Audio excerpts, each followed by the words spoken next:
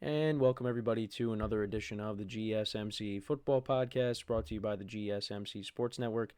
As always, I'm your host, Kenneth Gruenfelder, and it's great to have you guys here on this Tuesday, October 29th. We have a lot to talk about on the show today. Before I get into that, just want to remind you guys, as always, tip or donate, get your comments recognized. Make sure to click that super chat button to create a super chat of any thought or comment you may have throughout the live broadcast. I will acknowledge it. And it just makes the show more lively, more entertaining between myself, the host, and you guys, the viewers. We appreciate your guys' viewership each and every day, so any contribution you can make to the show means the world to us as we put out content for you guys each and every day. And also, the other way to help out the show is by going to the link at the bottom of the show segment on the ticker, GSMCPodcast.net. That is GSMCPodcast.net. So I don't really know why the graphic is not working, so I apologize for that, but again, any way you could help out the show, we would really appreciate it. So, hope you guys didn't miss me too much. We're going to start off the show. We'll recap last night's game between the Steelers and the Giants. The Steelers winning 26-18, improving to 6-2 on the season. We'll talk about in the second part of the show. And I apologize, my voice is a little shot from over the weekend with the games I was at, which we'll talk a little bit about those games as well. We'll talk about the Jets and their loss to the Patriots. We'll get into that. We'll also get into one of the games I was at this weekend, the Browns and the Ravens. We'll talk about that incredible game that was. Then we'll get into the Sunday night game between the 49ers and the Cowboys. And then in the final part of the show, we'll actually talk about the Thursday night game between the Rams and the Vikings. That was also a very good game as well. But yeah, very fun weekend in Ohio. Two very good games that I attended with my friends, Ohio State and Nebraska, and then, of course, on Sunday, the Browns and the Ravens. It was a really good weekend. A lot of fun. The one thing that I will say, and it's completely separate from football, is I wish the World Series was not on at the same time as that trip, and I'm just going to leave it at that. So let's get into the first topic, which is talking about last night's game between the Steelers and the Giants. So the Steelers were coming in at 5-2. Giants coming in at 2-5 on the season. And, coming into this game, the Giants were getting 6 points or 6.5 points.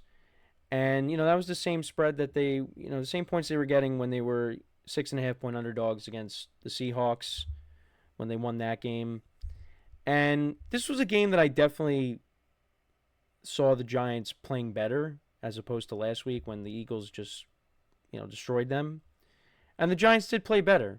They were able to run the football effectively. Daniel Jones was able to get the ball out quickly at times.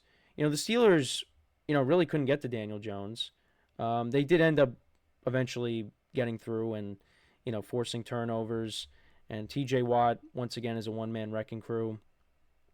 But, at times the Giants, their offense was moving the ball. And it's just another game where they just come up short. And they had opportunities, but again, the Steelers were the better team. And, right now the Steelers, they're in first place. With the Ravens losing, and we'll get to their loss to the Browns later in the show, they look good. And you know what? Russell Wilson, I thought looked pretty good. He made some good throws. There were some throws to George Pickens, the touchdown pass to Calvin Austin. Russell Wilson looks good. Now, how is he going to look when the Steelers get to their hard part of the schedule? That remains to be seen. But Mike Tomlin got criticized for making the move by putting Justin Fields back to the number 2 role and giving Russ back the starting job. But so far, he's 2-0, and he hasn't thrown an interception. Now, he did lose a fumble, but other than that, he's been good. He hasn't really turned the ball over other than that, and Steelers are 2-0 in his starts. So, to kind of run through the game, and at one point it was 9-9. It was 9-9 going into the half, and kind of thought it was going to be one of those field goal, low-scoring games. But then in the second half, the scoring kind of picked up. But to kind of go through it, the Steelers, they took their first drive down the field. They went 10 plays, 57 yards.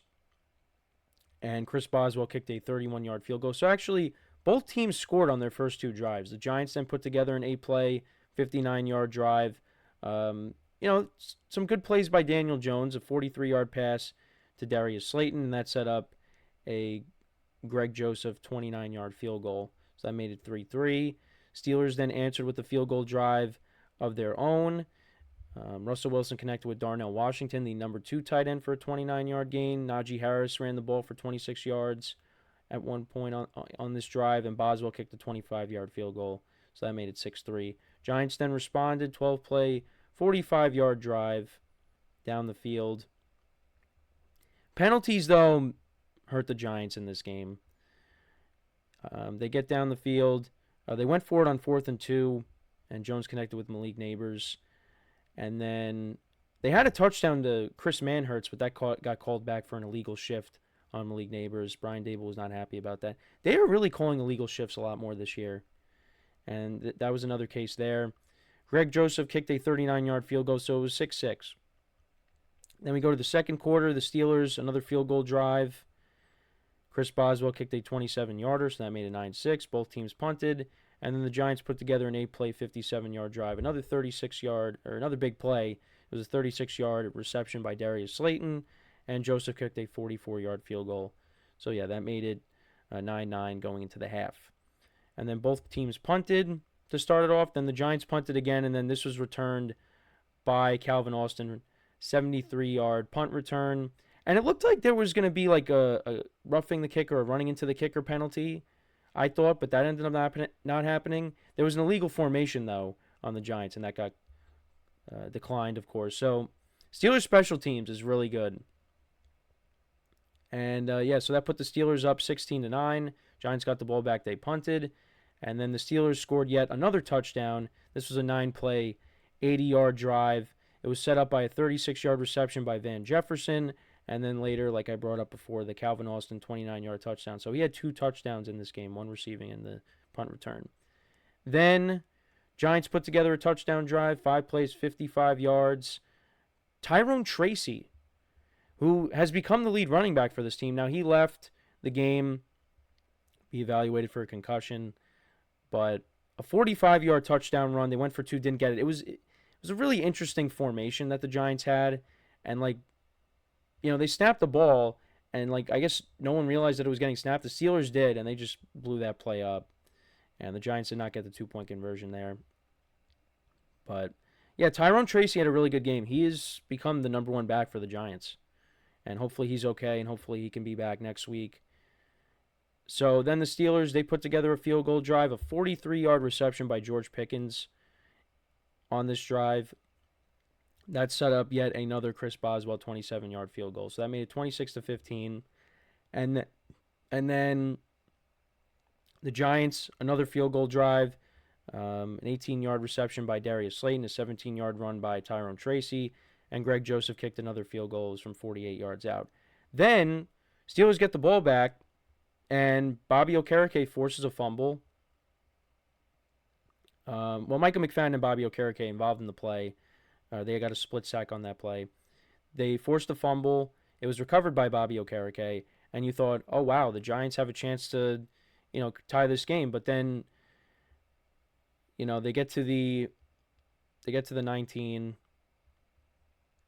and T.J.Watt sacks Daniel Jones. He loses the ball, and the Steelers recover. So that didn't amount to anything. Steelers then punted. Giants had another opportunity, and it ended up being intercepted by Bishop. Jones was trying to hit Devin Singletary. It ended up being picked by Bishop, and that was the end of the game. So looking at the stats, Daniel Jones, 24-38, 264 yards, no touchdowns and a pick. Tyrone Tracy, 20 carries for 145 yards and a touchdown. Darius Slayton, 4 receptions for 108 yards. Malik Nabers had 7 for 71. Had a crucial drop at one point in this game. Giants defense, 4 sacks. They continue to get pressure on the quarterback. Russell Wilson, like I said, was pretty good. 20 of 28, 278 yards, 1 touchdown, no interceptions. He had the fumble Steelers ran the ball for 167 yards. Najee Harris 114 yards. Jalen Warren 46. George Pickens 4 for 74. Could have had 2 touchdowns in this game. One of them got called back. I forget what the penalty was. It might have been illegal formation. And then the other one he caught, but he somehow only had 1 foot in bounds. The other one was just still, hanging. And never got that other foot down, and they called that one back. And what was interesting is Mike Tomlin challenged the play, even though the officials reviewed it because it was a scoring play. But they still allowed him to do it. Kind of a weird move there. But anyways, Pickens was their leading receiver. Van Jefferson, 4 for 62. Calvin Austin, 3 for 54 and a touchdown. Steelers defense also had 4 sacks in this game. Boswell went 4 for 4 on field goals. He continues his impressive season and 2 for 2 on extra points. So, but yeah, to kind of go back, I wanted to see what the penalty was. I think it was on the the second drive. All right, maybe it was the third drive. No, that was the. I'm trying to see where it was, because there was a penalty. Oh, okay. So it was a face mask. That's what it was. It was a face mask that set him back. But yeah, George Pickens could have had 2 touchdowns. I really lucked out in one of my fantasy matchups because my friend and I, we were both the leading scorers this week, and it wasn't even close. We just happened to go against each other. I ended up winning 175 to 174, but he had George Pickens, and so I was up. Or I was like losing by like point something. But I had the Steelers defense and Chris Boswell, and my friend had George Pickens and Najee Harris. And Pickens should have had 2 touchdowns, and I would have lost. But he ended up not having both of those. So luck actually was on my side last night. And the Steelers, they got pressure on Daniel Jones, helped me with getting those sacks. And then, of course, the punt return counts for the defense. So I got points out of that. But I really don't know how I won. And it just put me in an awkward spot because, being a Giant fan, I don't want to be like rooting against my team, but like I wanted to win my fantasy matchup. So it was a tough loss for the Giants. They did, obviously Daniel Jones being the quarterback, you're kind of limited, but they definitely had a chance in this game. And there are things you got to like. It seems like they have something with Tyrone Tracy. You can if they can get another running back in here. I know Devin Singletary is not bad, but I feel like they need another young guy to go along with Tracy. But yeah, Tracy looks good. You got to like that. Obviously, Malik Neighbors is a stud, and dropped a big pass in this game. But there are pieces on this team, and I do think that Brian Daboll is the right coach for the job. They just got to get the right quarterback to make this offense better. But I don't know. Just another tough loss for the Giants. Steelers, though, 6-2 on the year. Got to like what they're doing. And they go into the bye. And listen, I had them going 9-8. There are teams that I just got completely wrong this year, and I'll own that. One of them we're going to talk about in a second. But, 6-2 is not bad. And they needed to stack up on wins because they're getting to that tough part of the schedule, and they got the Commanders out of the bye. So they'll be off next week, and then they'll be back for Washington. And we'll have to talk about that game. I'm not going to get to it today, but we will get to it tomorrow because that had a crazy ending to it, the Hail Mary. So, but yeah, let me know what you guys think about this game. What were your takeaways from it? Let me know in the comments. So we are going to take our first break of the show. And then when we come back, we will talk about the Jets-Patriots game. I'll give you my thoughts on that when we return. So with that being said, stick around. And we'll be right back here on the GSMC Football Podcast.